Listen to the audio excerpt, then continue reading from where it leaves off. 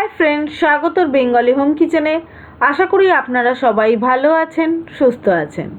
आज के जे रेसिपिटा आपनादेर देखाबो तार नाम होच्छे पालक पनीर, पालং शाक दिए पनीर रान्ना। এই ধরনের নতুন নতুন রেসিপি শিখতে হলে অবশ্যই আমার চ্যানেলটাকে সাবস্ক্রাইব করতে হবে আর সাবস্ক্রাইব বাটনের পাশে বেল বাটনটাকে প্রেস করে দিতে হবে, যাতে আমি যখনই কোনো ভিডিও আপলোড করব আপনাদের কাছে যেন একটা নোটিফিকেশান যায় আর সেই নোটিফিকেশানটা পেয়ে চটপট আপনারা এই রেসিপিটা দেখতে পারেন, দেখে এই রেসিপিটা ট্রাই করতে পারেন। ভীষণ সহজ পদ্ধতিতে এই রেসিপিটা আপনাদের শিখিয়ে দিয়েছি। মোটামুটি এই শীতকালে এই রেসিপিটা সবারই খুব ভালো লাগে এবং খুব সহজ রেসিপি, যে কেউ বানাতে পারে। তাহলে চলুন দেখিয়ে দিই পালক পনির বানাতে কি কি ইনগ্রেডিয়েন্টস লাগছে। প্রথমে যেটা করতে হবে, পালং শাকটাকে ছোটো ছোটো করে কুচিয়ে নিতে হবে। আমি ছোটো ছোটো করে কুচিয়ে নিয়েছি, আপনারা চাইলে পালং শাকটাকে বড় করেও রেখে দিতে পারেন। এবার এটাকে সিদ্ধ করে নিতে হবে। শাকটাকে কিন্তু ভালো করে আগে ধুয়ে নিতে হবে, ধুয়ে নিয়ে তারপর সিদ্ধ করতে হবে। তো সিদ্ধ করার জন্য আমি এখানে একটা ফ্রাইং প্যান বসিয়েছি। ফ্রাইং প্যানের মধ্যে দিয়ে দিলাম 2 কাপ জল, ছোটো কাপের 2 কাপ জল দিলাম, দেখতেই পেলেন। এবার এর মধ্যে দিয়ে দিচ্ছি শাকগুলো কিন্তু আমি শুধু জলেই সিদ্ধ করব, কোনো রকম নুন দেবো না। এবার এই শাকটাকে চাপা দিয়ে মিডিয়াম ফ্লেমে সিদ্ধ করতে হবে যতক্ষণ না শাকগুলো নরম হয়ে যাচ্ছে।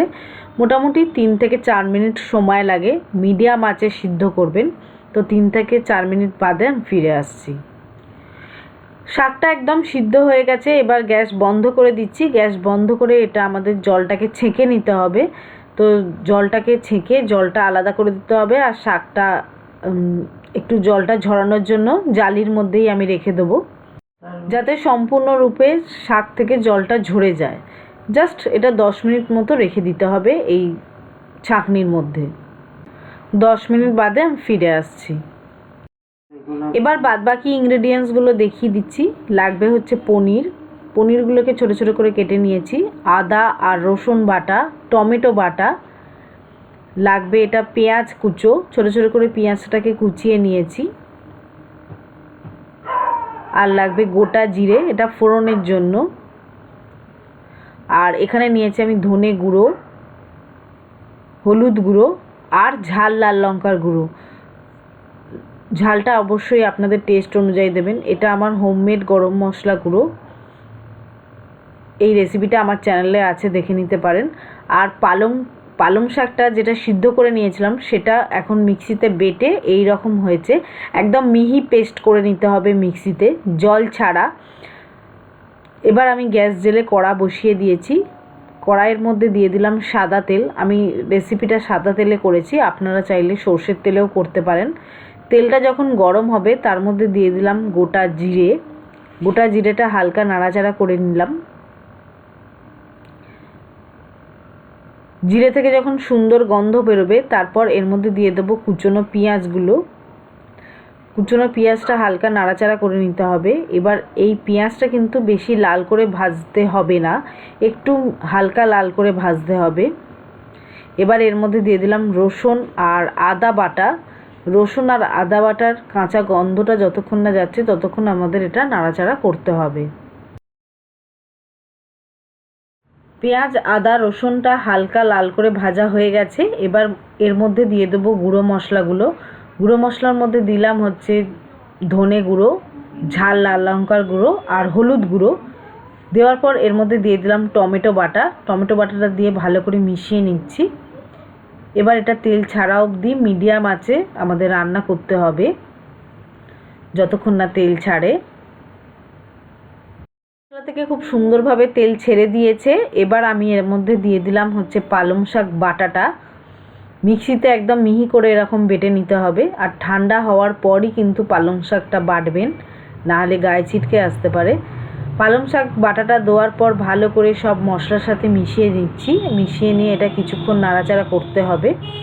আর আমার যা যা ইনগ্রেডিয়েন্টস এই রেসিপিটার জন্য ব্যবহার করেছি সবই কিন্তু ডিটেলসে ডেসক্রিপশান বক্সে লেখা থাকবে, কত কী পরিমাণ নিয়েছি এবং কি কি ইনগ্রেডিয়েন্টস নিয়েছি প্লিজ চেক করে নেবেন, তাতে আপনাদের রেসিপিটা বানানোর সময় সুবিধা হবে। মশলাটা খুব সুন্দরভাবে কষানো হয়ে গেছে। এবার এর মধ্যে দিয়ে দিলাম পালং শাক যে বেটেছিলাম মিক্সিতে, সেই মিক্সি ধোয়া জলটাই দিয়ে দিলাম।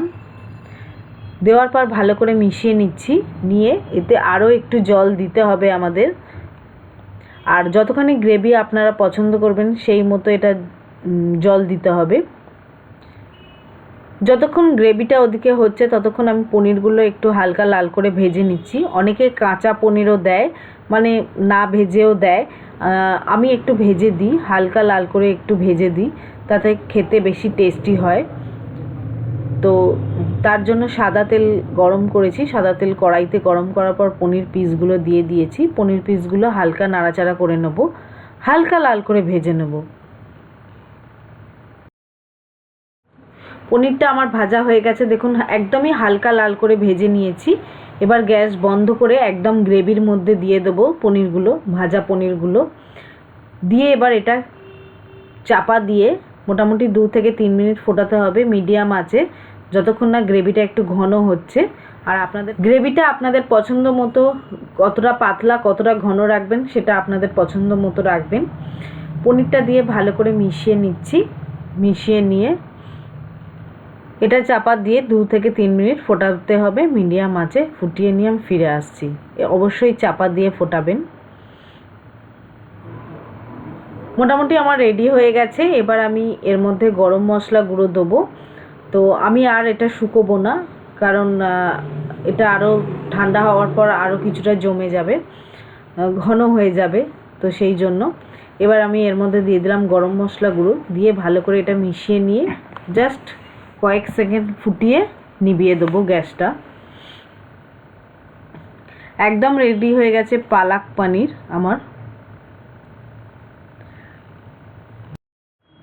আমার একদম রেডি হয়ে গেছে। গ্যাসটা কিন্তু বন্ধ করে দিয়েছি। দিয়ে এবার এটা আমি পরিবেশন করে দেখাচ্ছি।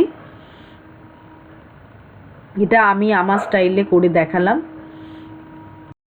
অবশ্যই জানাবেন এই রেসিপিটা আপনাদের কেমন লাগলো। এই রেসিপিটা যদি ভালো লেগে থাকে লাইক করবেন, শেয়ার করবেন, কমেন্ট করবেন। লাইক করলে উৎসাহ হয় আরও নতুন নতুন রেসিপি আপনাদের শেখানোর জন্য। আর শেয়ার করবেন যাতে আরও বন্ধুবান্ধবরা, ফ্রেন্ডসদের মাঝে, যাতে এই রেসিপিটা আরও অনেকে শিখতে পারে। এবারে ওপর থেকে ফ্রেশ ক্রিম দিয়ে আমি গার্নিশ করেছি। এটা অপশনাল। অবশ্যই জানাবেন আপনাদের এই রেসিপিটা কেমন লাগলো কমেন্ট করে। আর এই রেসিপিটা নিয়ে যদি কোনো প্রশ্ন থাকে সেটাও আমাকে কমেন্ট বক্সে করবেন, আমি তার রিপ্লাই দিয়ে দেবো, যাতে আপনাদের বানানোর সময় সুবিধা হয়।